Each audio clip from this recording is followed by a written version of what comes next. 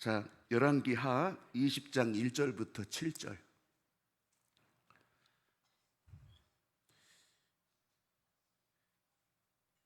열왕기하 20장 1절부터 7절 한 절씩 읽어 가실 겁니다. 자, 1절 읽으세요.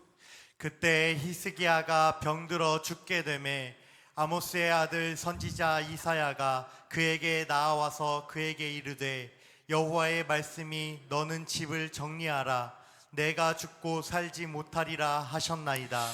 자, 지금 보니까요, 이 히스기야가 병들어 죽게 될 거라고, 너 이제 죽는다, 하나님께서 직접 그렇게 말씀하시는 거예요. 근데 왜 이렇게 됐을까? 왜 이렇게 됐을까? 첫 번째 주례도 그랬잖아요. 병들어 죽게 될 때. 왜 이렇게 됐을까요? 그 훌륭한, 그렇게 아주 공로도 있고 그렇게 하나님 앞에 진실했던 이 히스기야인데 왜 이렇게 됐을까? 물론 이 행간에는 나와 있지 않지만 여러분, 해보니까, 겪어보니까, 인생 살다 보니까 이거는 하나님 앞에서 교만해서 그런 거예요. 겸손하지 못해서. 요게 이제 그 답이 저 맨 끝머리쯤 나와요. 그거를 이제 회개하고 통곡하는 그런 장면이 나와요. 자, 2절 읽어 가십니다. 히스기야가 낯을 벽으로 향하고 여호와께 기도하여 이르되 여호와여 구하오니 내가 진실과 전심으로 주 앞에 행하며 주께서 보시기에 선하게 행한 것을 기억하옵소서 하고 히스기야가 심히 통곡하더라. 자기 자랑을 많이 해놓고서 그렇게 하고서 통곡해요. 그러니까 내가 하나님 앞에서 책 잡힐 게 하나도 없는데 그렇게 하고 나서 통곡하고 회개해요. 아까 제가 처음에 그랬잖아요. 왜 그랬을까? 왜 이렇게 죽게 내버려 두실까? 죽게 만드실까? 그러니까 이 장면에 그 답이 있었던 거예요. 자, 그 다음. 이사야가 성읍 가운데까지도 이르기 전에 여호와의 말씀이 그에게 임하여 이르시되 너는 돌아가서 내 백성의 주권자 히스기야에게 이르기를 왕의 조상 다윗의 하나님 여호와의 말씀이 내가 내 기도를 들었고 내 눈물을 보았노라. 내가 너를 낫게 하리니 내가 3일 만에 여호와의 성전에 올라가겠고 내가 내 날에 15년을 더할 것이며 내가 너와 이 성을 아수르 왕의 손에서 구원하고 내가 나를 위하고 또 내 종 다윗을 위함으로 이 성을 보호하리라 하셨다 하라 하셨더라. 이사야가 이르되 무화과 반죽을 가져오라 하매 무리가 가져다가 그 상처에 놓으니 나으니라. 아멘. 뭐 한 구절 한 구절을 따로 떼서 봐도 되지만 오늘은 그냥 같이 읽는 것이 여러분 머릿속에 장면이 떠오를 것 같아서 한번 제목을 다시 한번 따라해봐요. 오늘 내 위기도 새로 고침. 오늘 내 위기도 새로 고침. 살아나는 기회로 새로 고침. 살아나는 기회로 새로 고침. 새로 고침이라고 하는 용어를 계속해서 사용하잖아요. 근데 이제 뭐 좋아하시는 분도 있고 좋아하지 않는 분도 있겠지만 그냥 축구 선수 하나 얘기를 해볼게요. 이강인이라고 하는 이제 젊은 축구 선수가 있어요. 뭐 세계 최고의 팀에서, 프랑스 세계 최고의 팀에서 거기서도 잘했어요. 잘했는데 잘 써먹질 않아. 별로 대접을 안 해줘. 그런데 이제 얼마 전에 스페인이라고 하는 곳에, 원래 거기서 축구를 배우고 성장했던 스페인이라고 하는 곳에 갔거든요. 가서 또 거기도 세계 최고의 팀에 들어갔죠. 그런데요, 첫 바따로 처음 출전해서 그렇게 하면서 첫 경기에서 첫 골을 뽑아내는데 너는 이강인이 저렇게 잘하는 선수였나? 그렇게 싶을 정도로 아주 멋있는 장면을 이렇게 중계방송으로 보여주더라고요. 그래서 그 장면을 보면서 이강인 새로 고침되었구나. 새로 고침. 축구 선수로서는 위기를 겪었거든요. 근데 그 위기를 새로 고치니까 어이구, 아주 최고의 선수의 실력으로 그렇게 사람들에게 보여주더라고요. 저도 이제 계속 설교를 준비하면서 이 후반기에 이제 들어가면서 그러면서 새로 고침인데 은혜도 새로 고침, 권능도 새로 고침, 그리고 내 몸도 새로 고침, 뭐 이런 기도를 하면서 지내고 있잖아요. 하여튼 여기 계신 여러분 모두가 다 이번 전교인 수련회에 또 그렇게 여러분 후반기를 살아가는데 새로 고침되어서 그래서 아주 빛나게 반짝반짝 다 빛나는 그런 여러분들 되시라고 하나님께서 그 마음을 전해주시네요. 오늘도 여러분에게 위기였다면 그 위기도 새로 고쳐서 살리시는 기회로 새로 고침받는 그런 여러분들이 되시기를 주의 이름으로 축복합니다. 아멘. 제 얘기를 시작했으니까 좀 해보겠습니다.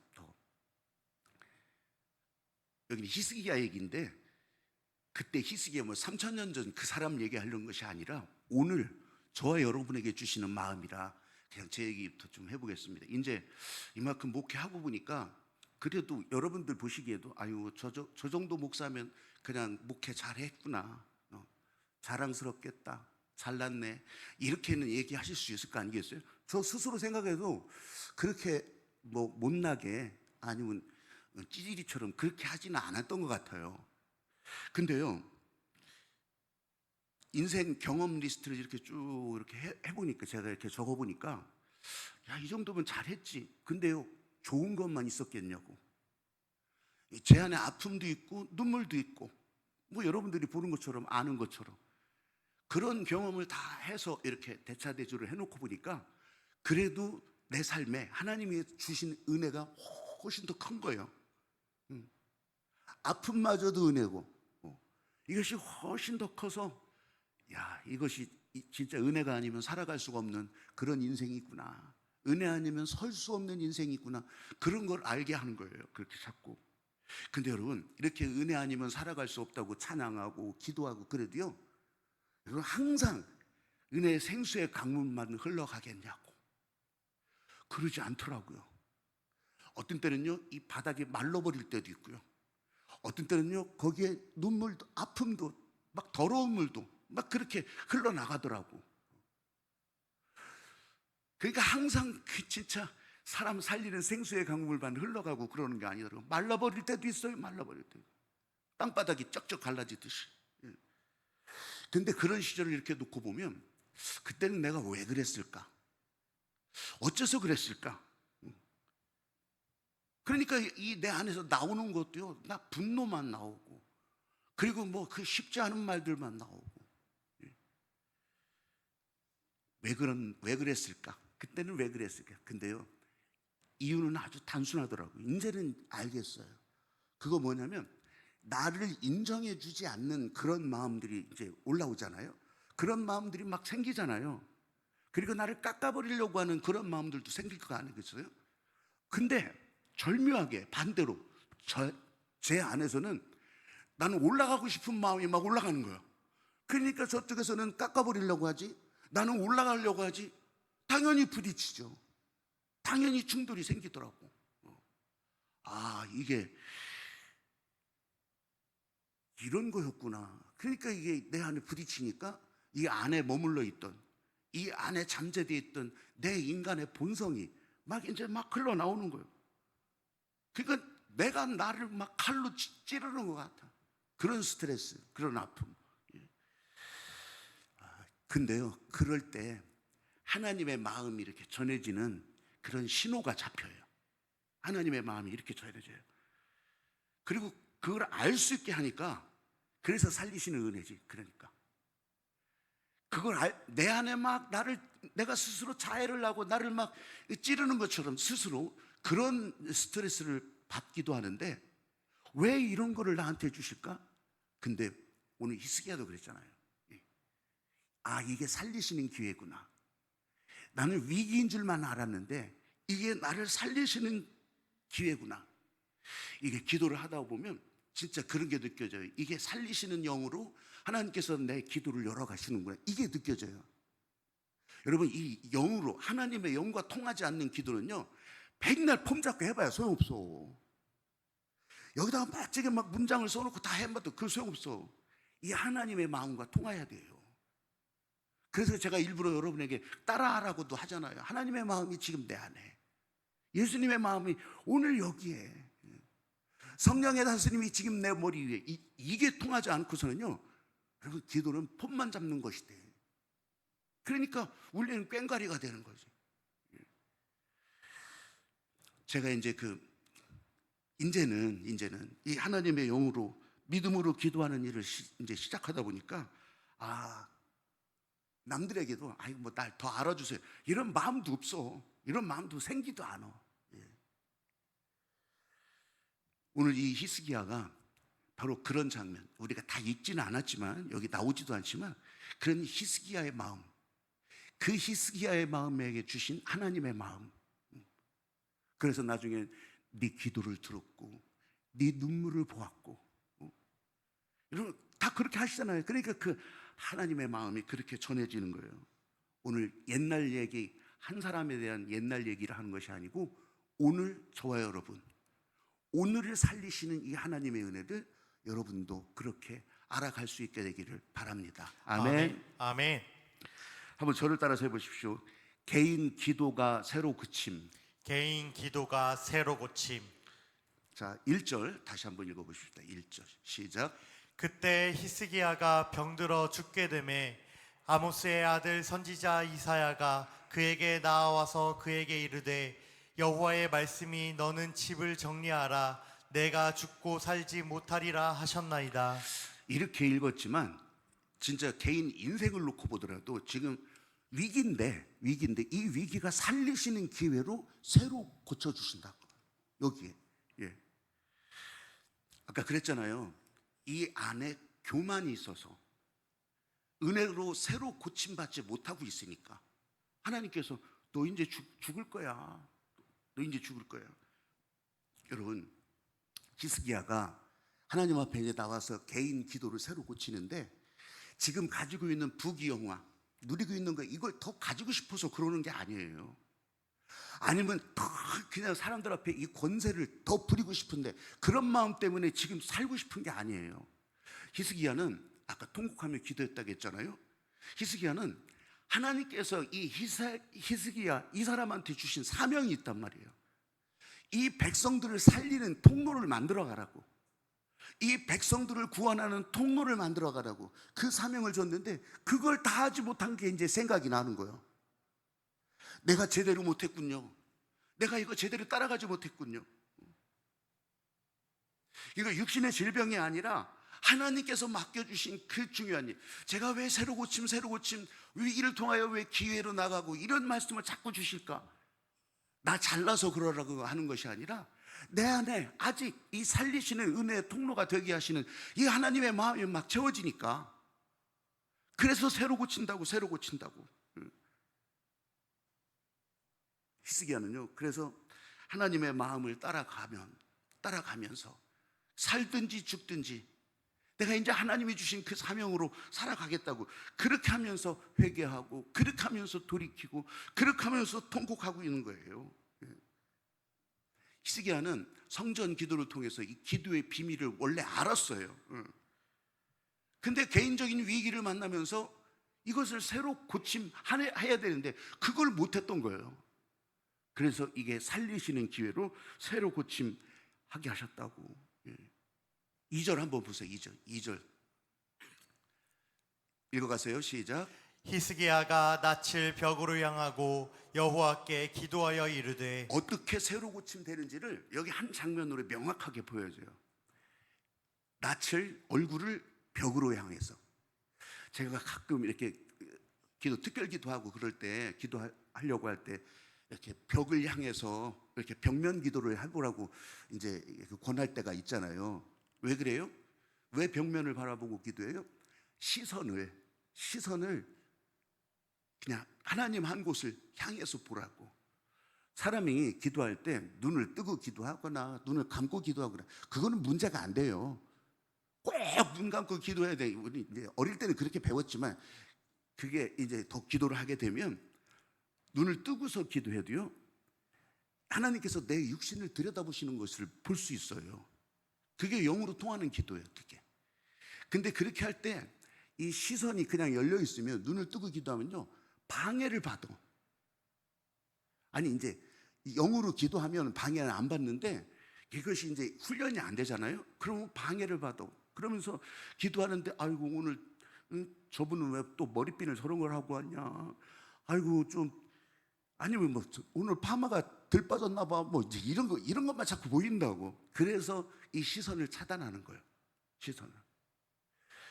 근데 지금 오늘 이제 히스기야가 얼굴을 벽을 향하고 시선을 차단하고 하나님만 바라보는 거예요. 이걸 면벽기도라고 그렇게 이제 하죠. 그러면서 뭐 굳이 우리 기독교에서만 그러는 것이 아니고 이게 그냥 그 수도 생활 이렇게 종교 생활 하는 사람들의 특별히 기도하려고 할 때 그건 뭐 어느 종교든지 다 그렇게 기도 이런 식으로 하기도 해요. 특별히 기독교에서 면벽 기도는 초기 기독교에 저 소아시아 뭐 그리스, 터키 아니면 또 그 아래를 내려가서 이집트, 저 알렉산드리아 막 이런 데까지 보면요. 초기 기독교에 수도원들이 되게 많았어요. 수도원. 그래서 그 수도원은 그냥 이런 보통 건물도 있지만 저 벼랑 끝에 저 절벽 가운데다가 불을 파고 거기서 일생 내려오지도 않고 저 위에서 내려주는 먹을 거 먹어가면서 그렇게 하면서 기도 생활하는 사람들이 있었다고요.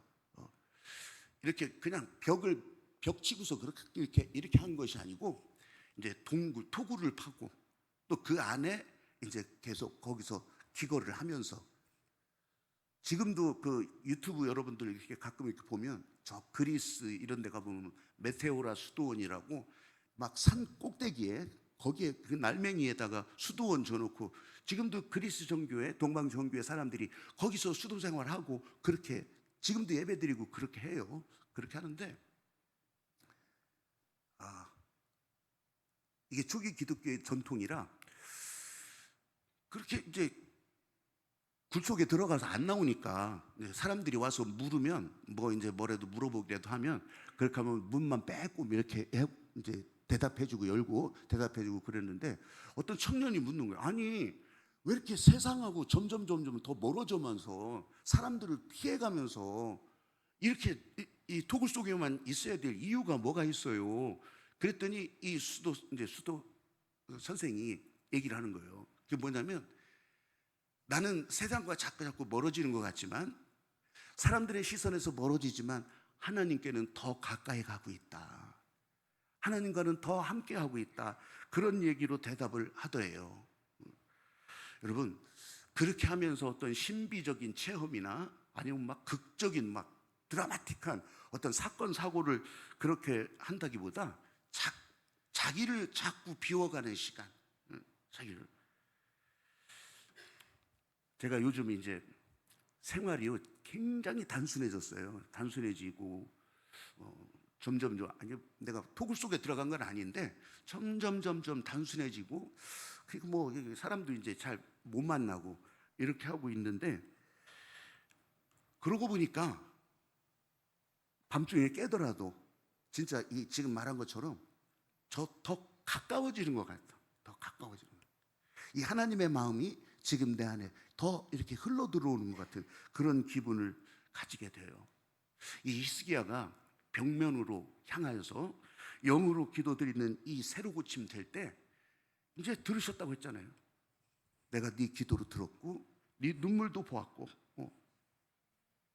그러니까 기도하면서 눈에 보이는 건 이게 벽면이잖아요. 그냥 바람벽인데 그렇게 하면서도 아무것도 안 보이는 것 같지만 사실은 하나님께서 지금 내 안에 이렇게 나를 바라보고 있는 것을 알게 된다고. 그래서 오늘 내 위기도 새로 고침 그리고 살리시는 기회로 새로 고쳐주시는 이 하나님의 일을 알게 된다고요. 아까 그래서 일부러 1절부터 7절까지 그래서 일부러 다 읽은 거예요. 그렇게 하나님께서 보고 계셨다고. 그런데 오해하지 말아야 될 것이 한 가지가 있어요. 3절 읽어보십시다. 시작. 여호와여 구하오니 내가 진실과 전심으로 주 앞에 행하며 주께서 보시기에 선하게 행한 것을 기억하옵소서 하고 히스기야가 심히 통곡하더라. 이 히스기야가 이렇게 어떤 일을 하고 또 어떤 일을 평가받고 이런 거를요 자기가 하나님 앞에서 이걸 자랑할 수는 없잖아요. 근데 이걸 기억하옵소서 그래요. 여러분 이제 이런 거는 뭐 어려워할 것도 없어요. 하나님이 보실 때 이런 판단은 내가 나 잘났어 하고 그렇게 할 이유가 없어요. 하나님이 보실 때, 하나님의 다림줄로 보실 때, 그때 이것을 우리가 알게 되는 거죠. 내가 선하고 악한지를 하나님이 아셔야지. 나는 선한 사람이요, 나는 악한 사람이요. 내가 어떻게 하나님 앞에서 그렇게 말할 수 있어요? 히스기야가 이걸 착각한 거예요. 이걸 놓쳤던 거예요. 그래서 아까 겸손하지 못해서. 그러니까 이제 통곡하는 기도로 하나님 앞에 나가죠. 회개하죠. 회개해. 꼭 이렇게 눈물이 흘러. 기도할 때 기도를 해보니까요, 눈물 나오고 땀도 나고 또 이렇게 콧물도 나고 막 진짜 기도 막 할 때는요, 별하게 막 다 쏟아져 나와요. 그런데 꼭 눈물을 꼭 흘려야만 됩니까? 뭐 꼭 그런 건 아니에요. 그런데 진짜 이 상한 마음, 또 이 상한 심령 가운데 진심으로 통하는 이 하나님의 마음이 내 안에 눈물이 되어서 흘러나올 때, 톨스토이 단편 중에서 세상에서 가장 귀한 것이라고 하는 거 짧은 글이 있어요. 하나님이 천사한테 이제 명령을 해요. 너 세상에서 사람들이 제일 귀하다고 하는 거 그것 좀 한번 가져와 봐라. 그렇게 하니까 이제 천사가 제일 먼저 갖고 온 게 뭐냐면 황금 덩어리야. 황금인데, 그런데 이제 하나님께서 그러지, 야, 이게 사람들이 귀하다고 하냐? 이건 이게 귀한 게 아니라 그들 욕심이 그걸 그렇게 만드는 거다. 욕심이 그렇게 만든 거다. 실제로 그렇잖아요. 금덩어리라고 해봐야 뭐 그냥 금을 아는 사람들이나 금덩어리라고 하지, 그걸로 한몫 잡으려고 하는 사람들이나 금덩어리라고 하지, 그건 뭐 돌덩어리나 똑같은 거잖아요. 돌덩어리예요, 돌덩어리. 근데 욕심이, 그 사람의 욕심이. 그래서 두 번째로 그럼 뭘 이제 가장 귀한 것이라고 갖고 오는데, 아름다운 꽃을 이제 이만큼 갖고 왔어요. 그러니까 사람들이 이걸 귀하다고 여기느냐? 그러니까 귀하게 여긴데, 이거는 어차피 지게 돼 있다. 옷은 아무리 예뻐도 지게 돼 있다고. 그럼 뭐가 가장 귀하다고 할까요? 그렇게 해서 이제 마지막 천사가 세상에서 가장 귀한 것이라고 가져왔는데, 자식을 위해서 흘린 어머니의 눈물 한 방울이에요. 그거를 갖고 와서, 그래, 이게 사랑과 희생으로 자식을 위해서 흘리는 눈물 한 방울이 진짜 귀하다. 이게 진짜 빛나는 가치가 있다. 세상에서 가장 귀한 것이라. 뭐 그런 짧은 소설이에요. 제가 이렇게 놓고 보니까 소개해드린 적도 있었는데, 눈물꽃 소년이라고 박노해 시인의 수필집, 그거를 이제 읽으면서 아이고 얼마나 그 눈물을 흘렸는지, 나 진짜 오죽하면 눈물꽃 소년이겠어요. 그 가운데 하나가 정말 아주 생생하게 이렇게 들려지는 장면이 있어요. 그게 뭐냐면, 아주 가난한 집이었어요. 가난한 집이고 엄마는 이제 보따리 행상하고서 이제 늦게서 이제 들어오고 그렇게 하는데, 학교도 못 가보지. 근데 공부도 잘하고 또 그냥 친구들한테 인기도 있고 그런 이제 이 박기평인데, 어느 날 그 반에서 반장을 뽑는데, 얘가 다 반장이 돼야 되거든요. 다 기평이를 좋아해서 반장을 해야 되는데, 그 반에서 잘 사는 집, 그래서 학교에도 기부금도 많이 내고 하는 걔를 반장을 시켜야 된다고 선생님이 인정을 안 해주는 거예요. 그러니까 그냥 얼마나 서럽겠어요. 아버지는 돌아가시고 또 엄마는 저렇게 바쁘고 가난한 집에서, 그러니까 서러워서 애들 옆에서 또 그냥 막 뭐라고 하지, 서러워서 이제 집에 이제 와서 이제 울다가 지쳐서 잠이 들었어요. 엄마가 동네를 들어오면서 애들이 얘기해 주는 거예요. 오늘 평이가 학교에서 그렇게 눈물 흘릴 일이 있었다고, 그렇게 서러운 일이 있었다고. 그러니까 그 얘기를 듣는 엄마는 또 마음이 어떻겠어. 근데 집에 와보니까 이제 울다가 지쳐서 잠들었죠. 아들이 9살 아들. 그런데 그때 그 제목이 어머니의 기도예요. 그때 그 어머니가 이 아들을, 이제 잠든 아들을 놓고서 깨우지는 못하고 그렇게 하면서 이 아들을 위해서 기도하는 거예요. 하나님, 지금 서러워서 가난해서 이렇게 눈물을 흘리고 있지만 세상을 향해서는 눈물 안 흘리는 그런 아들로 그렇게 보호해달라고. 그렇게 하면서 엄마가 이제 이 기도 내용이 다 기억나겠어요. 근데 이제 기도하면서 흘리는 엄마의 눈물이 이제 자기 얼굴에 떨어지고 그런 걸 이제 알았던 거죠. 그래서요, 이 사람은요, 공부도 많이 안 했는데 그러면서 이 사람이 쓴 시집, 노동의 새벽이라고 하는 이 시집이요, 세상에 그때 벌써 30년, 그러네, 30년도 전이지, 40년, 이게 막 100만 부가 팔리는 거야. 100만 부가 시집인데 막 그런 정도예요. 그러면서 물론 그것 때문에 이제 감옥 가고 사형 선고 받아요. 이제 이 국가보안법 이런 것 때문에 이제 사형 선고를 받고 사형수로 살아요. 그러니 그 아들을 보는 그 엄마는 어떻겠어? 아이고.